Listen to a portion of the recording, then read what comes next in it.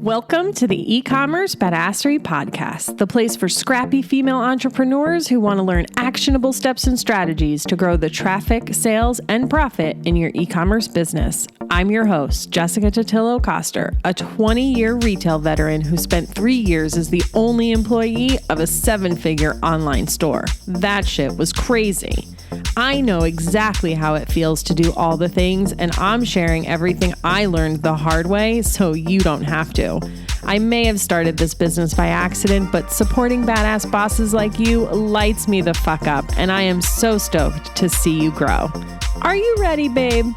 Let's roll.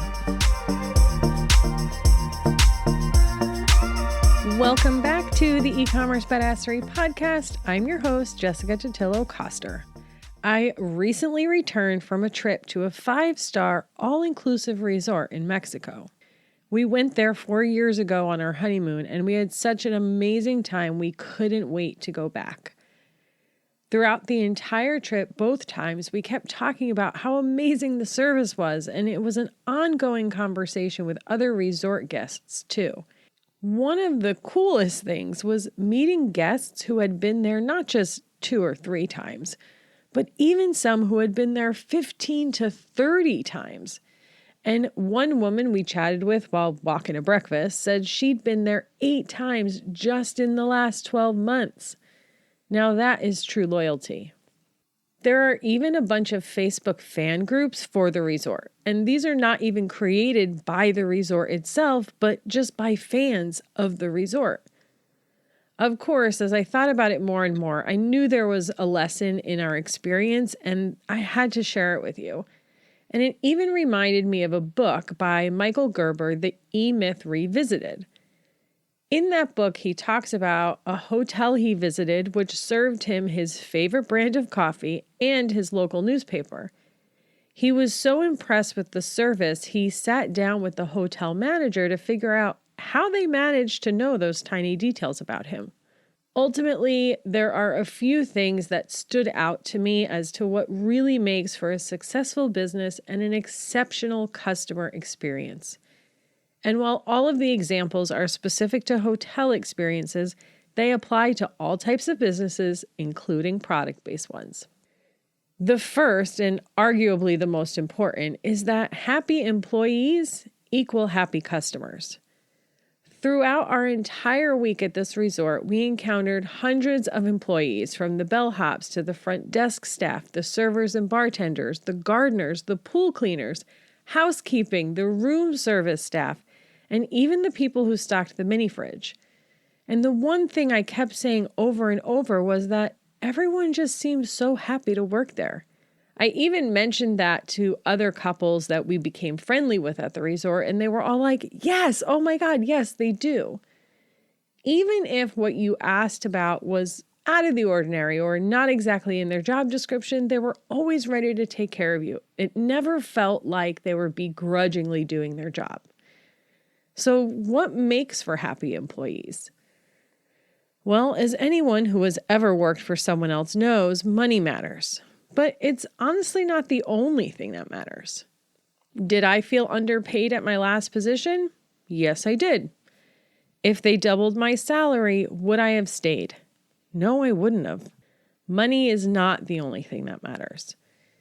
In my experience, one of the most important factors in having happy employees is that everyone has bought into the company mission. In this case, it was making sure the guests had such a great experience that they would come back again and again. And I will tell you, they were all on a mission to do that. There's another book called The Service Profit Chain that dives deeper into the idea of happy employees equaling happy customers. I'll put a link in the show notes of an article that gives an overview of the concept, but essentially, the idea of the service profit chain is that profit depends on customer loyalty, employee satisfaction, employee loyalty, and employee productivity. When a business strengthens these supporting links, profits rise. And that makes sense, right? Because you know it costs a lot less to keep an existing customer than it does to acquire a new one. So the bullet points here are that Customer loyalty stimulates growth and profit. We know that to be true.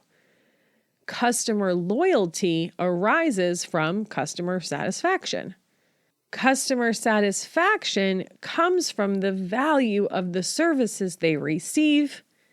High-value services come from satisfied and thus happy, productive, and loyal employees. And employee satisfaction comes from a company with policies that empower employees to deliver quality services and products to their customers. This whole happy employees thing can totes be its own episode, and it probably will be, so stay tuned. But ultimately, if you focus on the fact that employee satisfaction comes from company policies that empower employees to deliver quality services and products to their customers, you'll be on the right track. One last note about team building before we move on. I know I just said money isn't the only factor, and it's not. But the other day in the eCommerce Badassery Megamind, we were talking about hiring the right team. And one of the points we discussed is that it's often better to invest into higher skilled employees. While we often want to hire more green people so we can pay them less and mold them into our way of doing things, sometimes we lose productivity and a little bit of magic when we do that. In many cases, you're going to be better served by hiring people that can come in and hit the ground running because they're already good at the thing we're hiring them for. And it's possible that while we think we know the best way to do something, someone who specializes in that position is going to be able to do it better. All right, the next big idea here is that an organized business is a successful business. This was a big focus of the story Michael Gardner told in the eMyth Revisited. He told the story of a hotel he visited where he woke up to his favorite brand of coffee brewing in his room and his favorite newspaper. At first, he wasn't sure how they knew until he remembered the night before when the server in the restaurant asked him about his favorite coffee, and the receptionist asked him about his preferred newspaper when he checked in. He was so impressed with the experience at the hotel, he went and spoke to the manager to learn more about how they pulled it off. And what did he find? A very organized hotel manager. They had some serious systems and processes in place. They had a database for all their customer information, like their favorite coffee and newspaper, along with a robust color-coded employee operations manual with checklists for each position in the hotel. In fact, the room support persons, as they're called, have a checklist they need to sign off on for each room they clean. There is even a visual of the room itself so they know exactly where they need to do what. And if they sign off on it without actually doing the work, it's instant grounds for dismissal. The hotel manager also talked about how the lighting, the sauna, and the pool are timed electronically and synchronized with the seasons so that they deliver a predictable result to the guests. For instance, the outdoor lights increase in intensity as it gets darker out. We saw a lot of similar systems at the resort we were visiting too. Housekeeping starts at 8 a.m. along with the pool being cleaned and all the covers on the lounge chairs and the pool area itself being cleaned up, all done by specific groups of people, by the way. Everything is in tip-top shape by the time poolside food and drink service starts at 10 a.m. When you first arrive at the resort, you're greeted by the bellhop who holds your bags while you check in and then takes you to your room once you have your keys. We even received a call shortly after arriving at our room to confirm our ground transportation back to the airport and to schedule our required COVID tests. Additionally, the agenda for the next day's activities was available online the night before, along with guest celebrations of those who returned, those celebrating birthdays, anniversaries, honeymoons, etc. So, my question to you is, do you have solid systems and processes in your business? Do your employees know exactly what they're responsible for and what is expected of them? If not, now is the time to start getting that stuff in place. Even if you only have a small team right now, it's okay if those systems and areas of responsibility change as your business matures, but you can't get away with having nothing. Going back to the eMyth, which is short for entrepreneurial myth, I want to talk about that definition really quick. So the eMyth is the myth that most people who start small businesses are entrepreneurs, and the fatal assumption that an individual who understands the technical work of a business can successfully run a business that does that technical work. What he means by this is that many people who start businesses do so because they're good at doing something specific. So graphic designers, accountants, if you're a maker of a product. Just because you're good at doing that specific thing doesn't mean you're actually good at running a business, because there's so much more that goes into it than just doing the work itself. And one of the biggest struggles I see is leading a team. And he even talks about those people who start out doing everything themselves, right? We've all been there. Then you eventually grow a team, but you find it so overwhelming that sometimes people just go back to doing everything themselves, right? Like they shrink their business back down. Now, I'm not necessarily an expert in this area, though I've been building and leading teams for the last 20 years. And one of the biggest breakdowns here is a mismatch of expectations, which the same goes for customer service and angry customers, by the way. During that same Megamind session I mentioned earlier, one of the group participants mentioned an exercise she did with her employees as recommended by a coach she worked with. Essentially, she had all of her employees write out what they thought they were responsible and accountable for.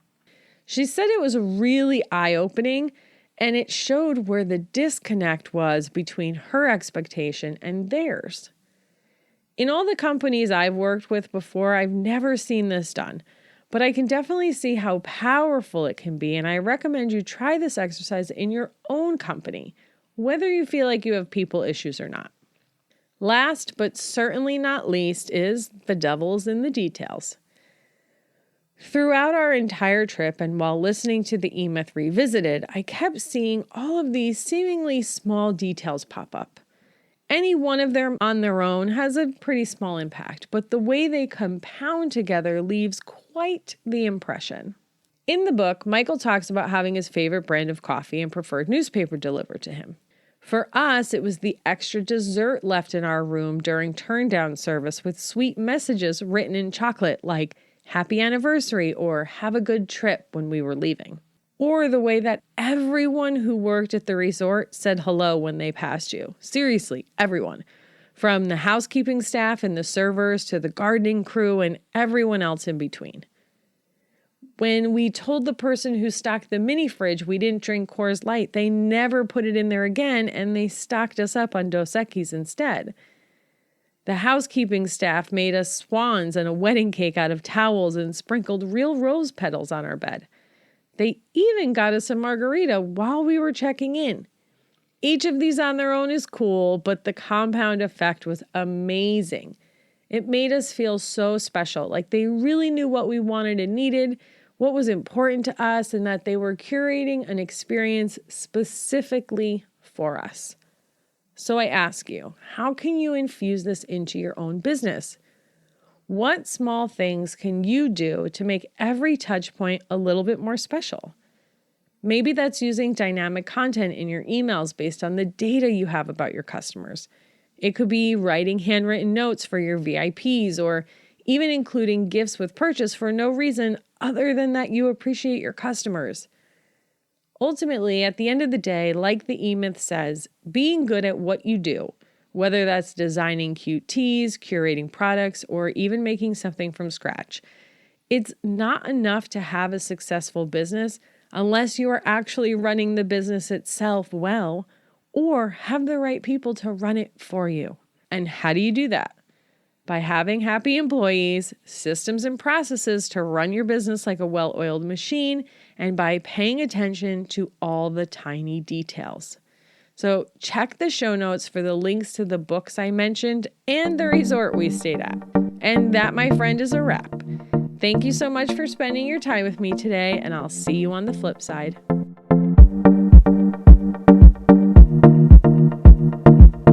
Thank you so much for listening to today's episode. If you like what you heard, I'd be so grateful if you'd leave a review on Apple Podcasts, and don't forget to subscribe so you never miss an episode. And if you're looking to surround yourself with more product entrepreneurs who totally get your life right now, get your booty on over to the eCommerce Badassery Facebook group. Can't wait to see you there.